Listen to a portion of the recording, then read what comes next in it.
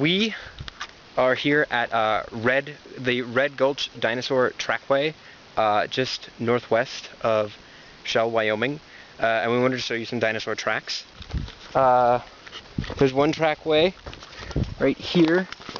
We're a little bit southwest, actually, just for the record. Oh, southwest. What we've done is we put the cookies down for scale. Don't worry, BLM, we are picking them all up. There's about 1,500?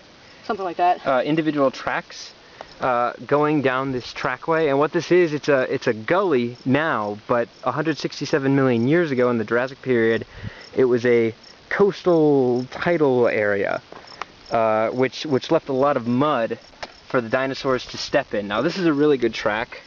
It's a theropod, a meat eater. You can see it's 3 toes, here, here, and here. The toes are a lot sharper and longer than what you might expect when you see mounted skeletons in museums, and that's because in life these animals had unguals, nails, on the tips of their toes, which made them a lot sharper. Very, very raptorial.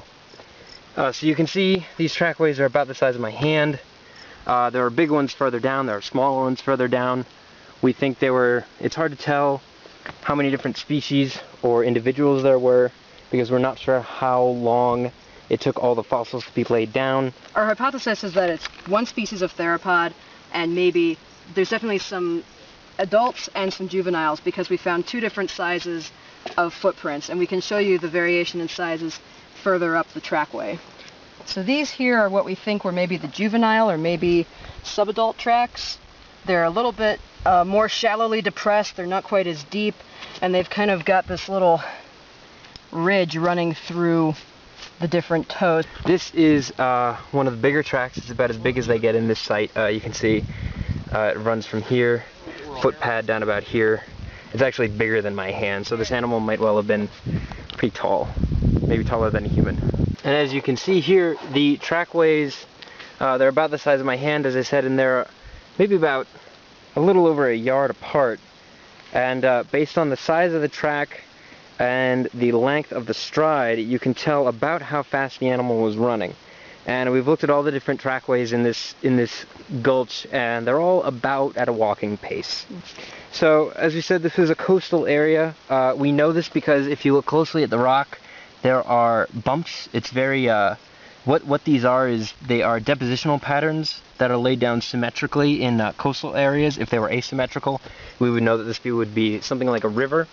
And if you walk along here, you'll see all sorts of evidence for a marine environment. And one of them is this.